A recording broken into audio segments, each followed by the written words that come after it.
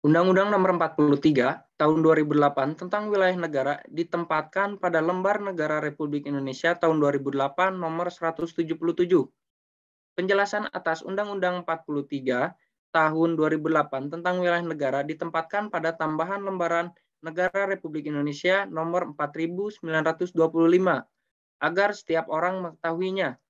Undang-Undang Nomor 43 Tahun 2008 tentang Wilayah Negara pada intinya mengatur tentang yang pertama, ruang lingkup wilayah negara yang meliputi wilayah daratan, wilayah perairan, pedalaman, perairan kepulauan, laut teritorial, dasar laut, dan tanah di bawahnya, serta ruang udara di atasnya termasuk sumber kekayaan yang terkandung di dalamnya. Yang kedua, hak-hak berdaulat negara Republik Indonesia di zona ekonomi eksklusif dan landas kontinen serta hak pengawasan di zona tambahan.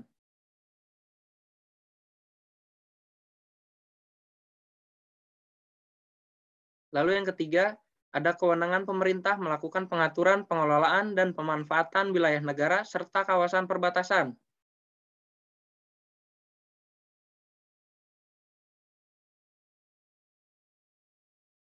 Yang ketiga, kewenangan pemerintah melakukan pengaturan dan pengelolaan dan serta pemanfaatan wilayah negara serta kawasan perbatasan, kelembagaan yang diberikan kewenangan untuk melakukan penanganan kawasan perbatasan, unsur keanggotaan kelembagaan ini berasal dari unsur pemerintah dan pemerintah daerah mengingat posisi strategis wilayah perbatasan terkait dalam hal seperti kedaulatan negara, keutuhan wilayah, penegakan hukum, dan kesejahteraan rakyat. Lalu yang keempat ada keikutsertaan masyarakat dalam menjaga dan mempertahankan wilayah negara termasuk kawasan perbatasan.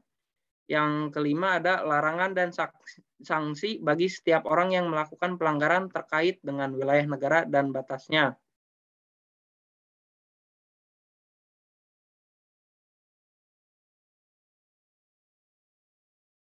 Lalu ada Undang-Undang Republik Indonesia Nomor 26 Tahun 2008.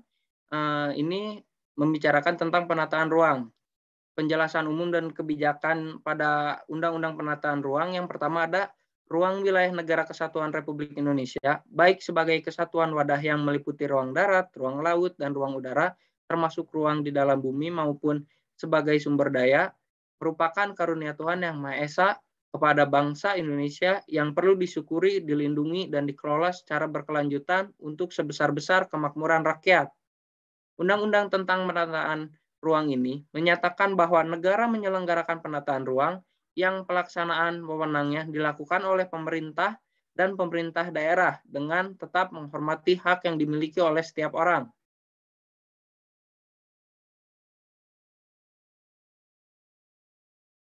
Yang kedua, secara geografis, letak negara kesatuan Republik Indonesia yang berada di antara dua benua dan dua samudra sangat strategis baik bagi kepentingan nasional maupun internasional. Secara ekosistem, kondisi alamiah Indonesia sangat khas karena posisinya yang berada di dekat khatulistiwa dengan cuaca, musim, dan iklim tropis yang merupakan aset atau sumber daya yang sangat besar bagi bangsa Indonesia.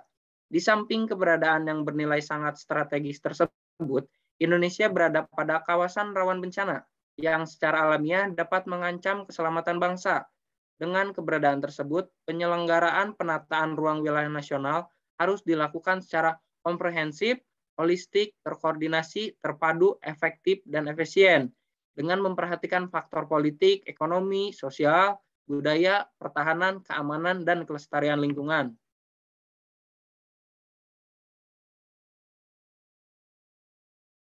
Selanjutnya, ada Undang-Undang tentang Lingkungan Hidup dan Sumber Daya Alam. Undang-Undang Republik Indonesia Nomor 32 Tahun 2009 tentang perlindungan dan pengelolaan lingkungan hidup.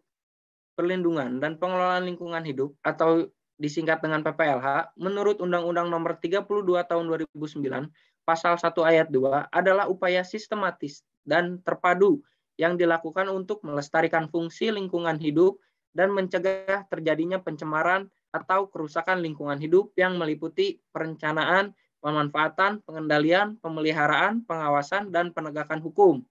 UU ini disahkan di Jakarta 3 Oktober 2009 oleh Presiden dan Menteri Hukum dan Hak Asasi Manusia Republik Indonesia, Andi Matalata.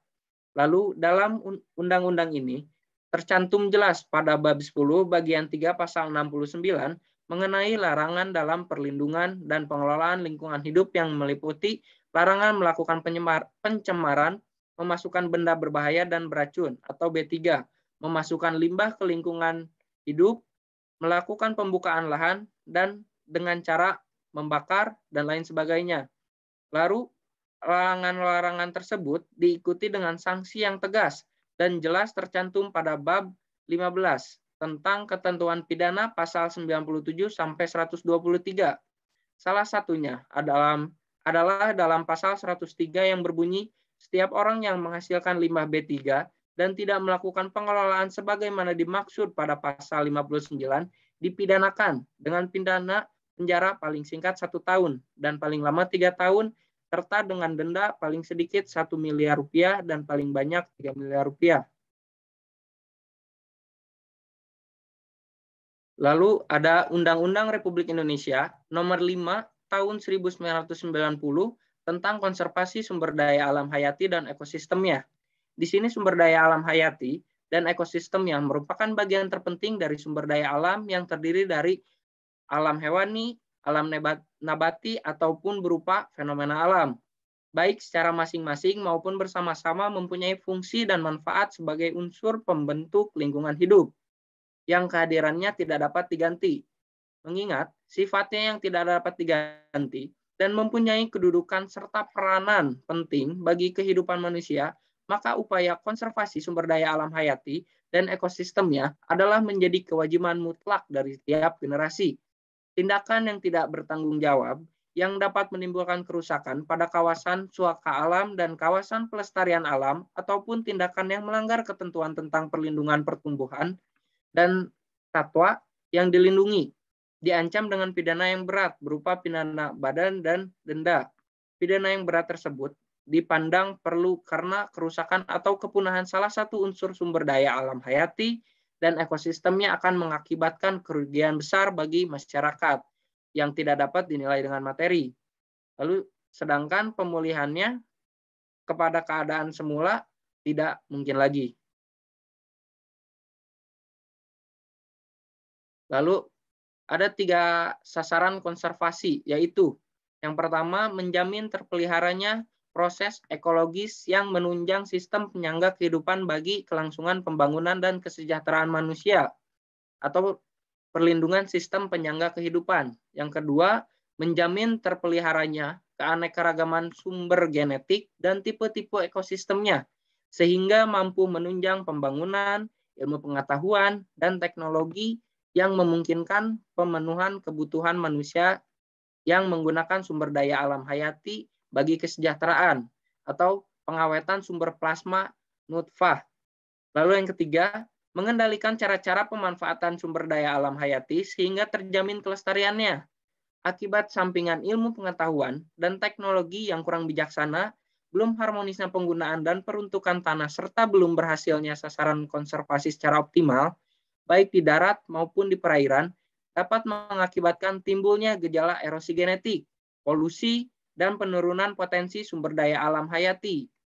Lalu Undang-Undang Konservasi Sumber Daya Alam Hayati dan Ekosistem yang bersifat nasional dan menyeluruh sangat diperlukan sebagai dasar hukum untuk mengatur perlindungan sistem penyangga kehidupan, pengawetan keanekaragaman jenis tumbuhan dan satwa beserta ekosistemnya, dan pemanfaatan secara lestari sumber daya alam hayati dan ekosistemnya agar dapat menjamin pemanfaatannya bagi kesejahteraan masyarakat dan peningkatan mutu kehidupan manusia.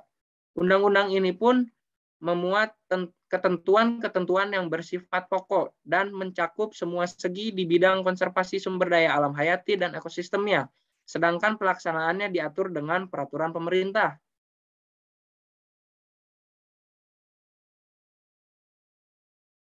Baik, sekian penjelasan dari saya kembalikan kepada Bima. Baik, terima kasih Arik. Selanjutnya akan dijelaskan oleh saya. Nomor 6 yaitu Undang-Undang Perbatasan Negara ZEE atau bisa disebut dengan Zona Ekonomi Eksklusif dan Ruang Udara Wilayah NKRI. Undang-Undang Nomor 43 Tahun 2008 tentang wilayah negara juga mengatur tentang batas wilayah negara. Batas wilayah negara berada di darat, perairan, dasar laut, dan tanah di bawahnya, serta ruang udara di atasnya ditetapkan atas dasar perjanjian bilateral dan atau trilateral mengenai batas darat, batas laut, dan batas udara, serta berdasarkan peraturan perundang-undangan dan hukum internasional. Undang-Undang Nomor 43 Tahun 2008 tentang wilayah negara ditempatkan di Lembaran Negara Republik Indonesia tahun 2008 nomor 177. Penjelasan atas Undang-Undang 43 tahun 2008 tentang wilayah negara ditempatkan pada tambahan Lembaran Negara Republik Indonesia nomor 4925. Kemudian Undang-Undang Republik Indonesia nomor 5 tahun 1983 yang mengatur tentang zona ekonomi eksklusif Indonesia atau ZEE. Pasal 2, zona ekonomi eksklusif Indonesia adalah jalur di luar dan berbatasan dengan laut wilayah Indonesia sebagaimana ditetapkan berdasarkan undang-undang yang berlaku tentang perairan Indonesia yang meliputi dasar laut, tanah di bawahnya, dan air di atasnya, dengan batas terluas 200 mil laut diukur dari garis pangkal laut wilayah Indonesia.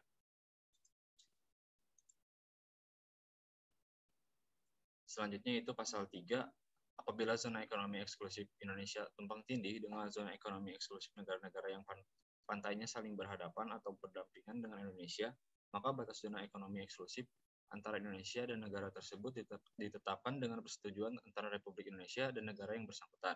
Selama persetujuan sebagaimana dimaksud dalam ayat 1 belum ada dan tidak terdapat keadaan-keadaan khusus yang perlu dipertimbangkan, maka batas ZEE antara Indonesia dan negara tersebut adalah garis tengah atau garis sama jarak antara garis-garis pangkal laut wilayah Indonesia atau titik-titik terluar Indonesia dan garis-garis pangkal laut wilayah atau titik-titik terluar negara tersebut. Kecuali jika dengan negara tersebut telah tercapai persetujuan tentang pengaturan sementara yang berkaitan dengan batas ZEE Indonesia termaksud. Pengaturan wilayah negara dalam Undang-Undang Nomor 43 Tahun 2008 tentang wilayah negara merupakan amanat pasal 25 Undang-Undang Dasar Negara Republik Indonesia tahun 1945, di mana dikukuhkan kembali pengakuan hukum internasional atas kedaulatan negara atas wilayah udara, darat, dan laut dalam berbagai perjanjian internasional. Dalam penjelasan umum disebutkan bahwa wilayah udara adalah salah satu unsur negara yang merupakan satu kesatuan wilayah daratan, perairan pedalaman, perairan kepulauan, dan laut teritorial beserta laut dan tanah di bawahnya serta ruang udara di atasnya.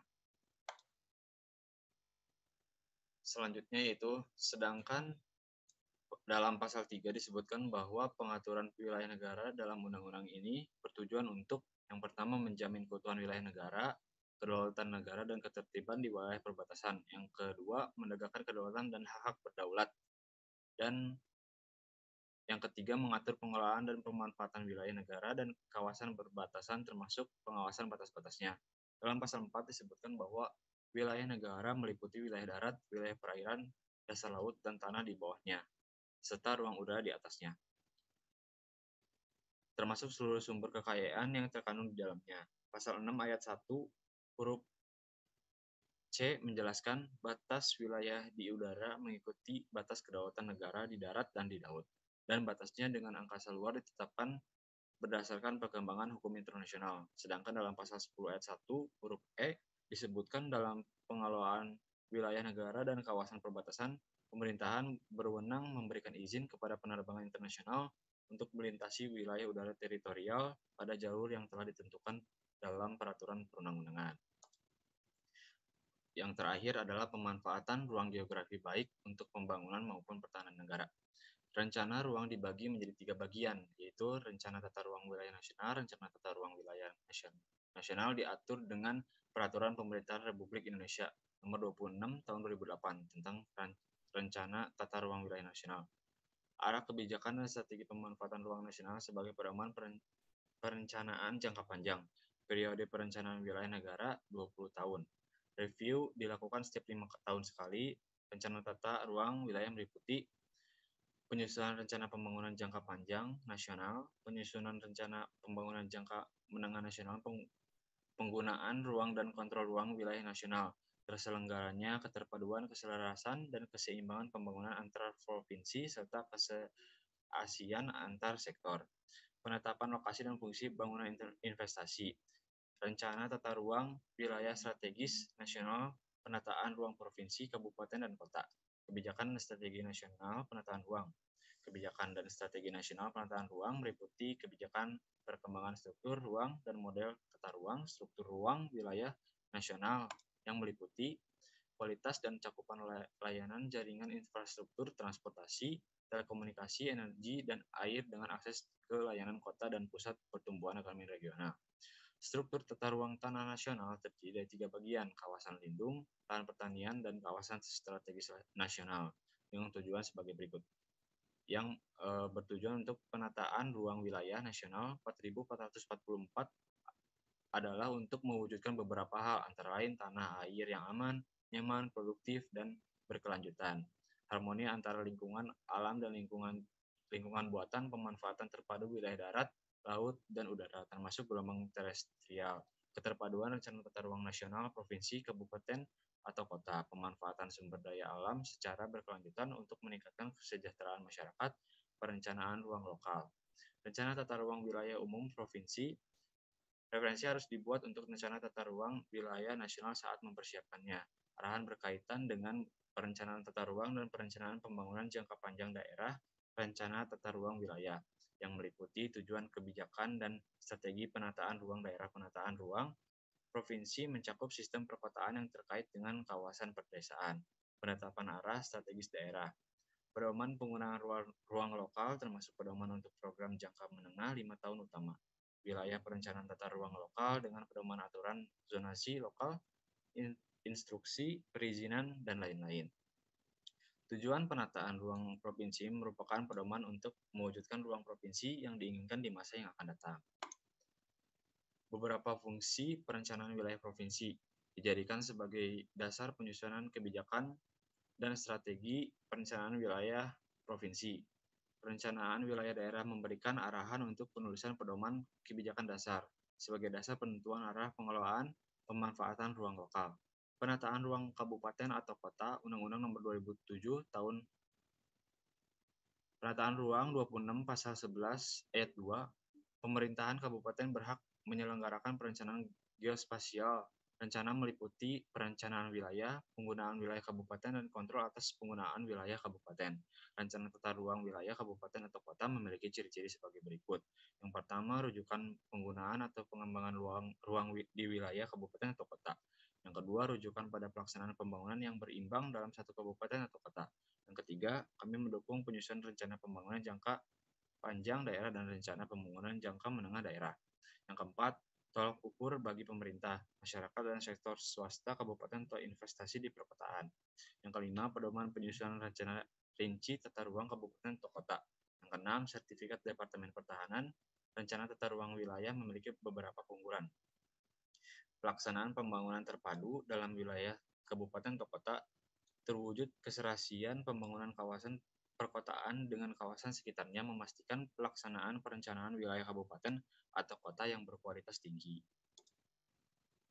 Mungkin segitu dari kelompok kami. Terima kasih. Mohon maaf bila ada kekurangan atau salah dari perkataan. Wassalamualaikum warahmatullahi wabarakatuh.